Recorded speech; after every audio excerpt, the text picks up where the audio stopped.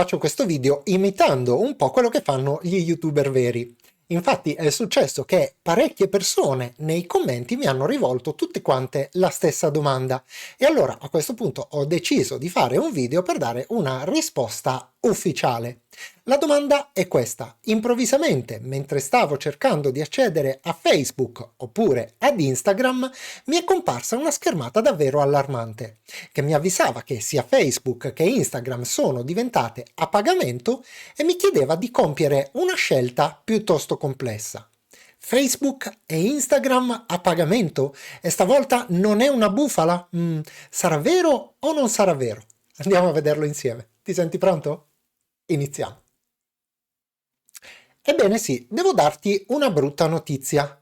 Se non ti è ancora comparsa questa schermata ed utilizzi Facebook oppure Instagram, sappi che presto potrebbe comparire anche a te. La schermata recita esattamente questo: fai una scelta relativa alle inserzioni.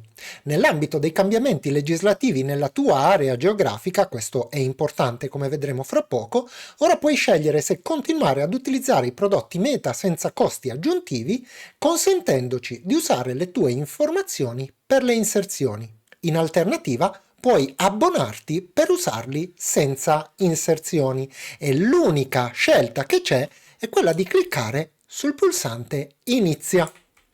Una volta cliccato su questo pulsante, la schermata che compare è questa e dice: vuoi abbonarti o continuare a usare i nostri prodotti senza costi aggiuntivi con le inserzioni? Le leggi stanno cambiando nella tua area geografica e infatti questo è un messaggio che sta comparendo in tutta Europa, in Svizzera, in Liechtenstein e anche da qualche altra parte, per quello che mi consta. Pertanto abbiamo introdotto una nuova possibilità di scelta relativa al modo in cui usiamo le tue informazioni per le inserzioni. Prima di confermare la tua scelta, scopri di più su cosa comporta ogni opzione. E le opzioni sono due.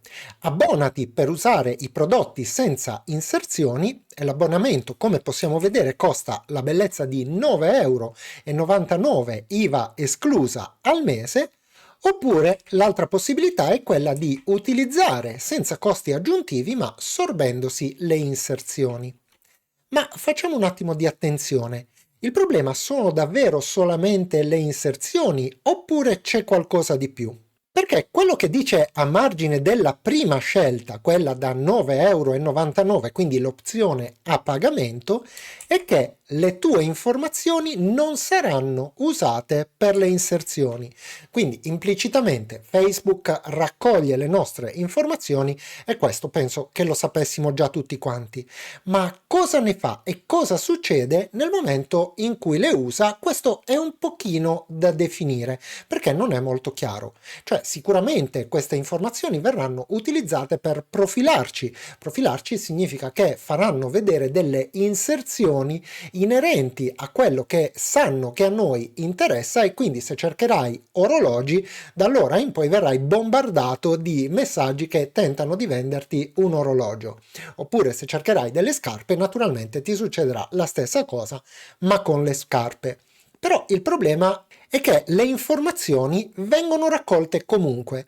Nel primo caso non saranno utilizzate per le inserzioni, nel secondo sì. Inoltre la scelta risulta un po' particolare. Se infatti andiamo a dare un'occhiata con un attimino di attenzione e spirito critico ai due pulsanti, ci accorgiamo di qualcosa di inusuale. Un vecchio trucco informatico è quello di selezionare per prima cosa, come è stato fatto qui nel USA senza i costi aggiuntivi, la scelta che si vuole che venga effettuata, facendo sembrare l'altra scelta meno rilevante. Ma che cosa è successo? Facebook è impazzito, rinuncia a 10 € ad utente al mese pur di usare i nostri dati personali? Ebbene, a quanto pare è proprio così. I nostri dati personali sono un qualcosa che rimangono nelle casse di Facebook e possono essere rivenduti all'infinito, generando, anche se questa cosa ci sembra molto strana, un guadagno ben superiore ai 10 € al mese per ciascuno di noi. Ma quindi che cosa succede se decidiamo di aderire al piano a pagamento oppure di non aderirci? Ebbene, la risposta ce la dà Wired con la voce diretta di uno degli esponenti di Facebook. Andiamo a leggerla insieme. Cosa succede se ci si iscrive al nuovo piano? Non utilizziamo alcun dato a fini pubblicitari. Vengono disattivati i dati di prima parte e le terze parti come Nike non possono inviarci informazioni su di voi, spiega Alex Ziejan, portavoce di Meta per la comunicazione sulle politiche della società. Anche se non verranno sfruttati per gli annunci mirati, Meta conferma che i dati di prima parte sugli utenti saranno comunque utilizzati per funzioni non legate alla pubblicità.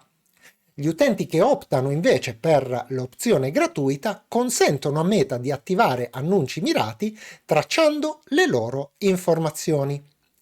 In passato, e questo è molto importante, l'azienda aveva sostenuto che il consenso degli utenti non fosse necessario per indirizzare pubblicità su misura verso gli utenti dell'UE, salvo poi cambiare rotta e lanciare il nuovo piano di abbonamento per Facebook e Instagram. Quest'anno Meta era stata sanzionata con una multa da oltre 1 miliardo per aver trasferito illegalmente i dati degli utenti europei negli Stati Uniti.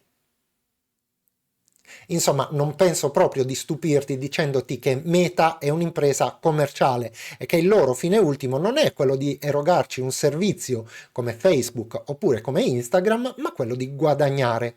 E a loro probabilmente poco importa se lo fanno mostrandoci delle pubblicità, come d'altro canto fa anche YouTube, probabilmente anche sul video che stai guardando, oppure se lo fanno profilandoci e quindi acquisendo i nostri dati, oppure ancora incamerando quello che viene versato dagli utenti pagando gli abbonamenti. Ma quello che tuttavia mi lascia perplesso è il fatto che sia stato sdoganato il concetto che per la nostra privacy dobbiamo pagare. E il mio augurio è quello che il legislatore, che alla fine sta facendo fatica a tenere il passo con tutte le innovazioni che quotidianamente escono sul web, sia sufficientemente illuminato da arrivare ad impedire questa deriva che, a mio avviso, è piuttosto pericolosa. Ma il vero gentiluomo digitale naturalmente non si lascia spaventare da queste cose, non si abbatte e soprattutto mette meno dati personali possibili su internet, ivi ricompresi i social network. E detto questo, come sempre, non mi resta che ringraziarti per avermi fatto compagnia nel corso di questo video, salutarti e darti, come di consueto, appuntamento alla prossima!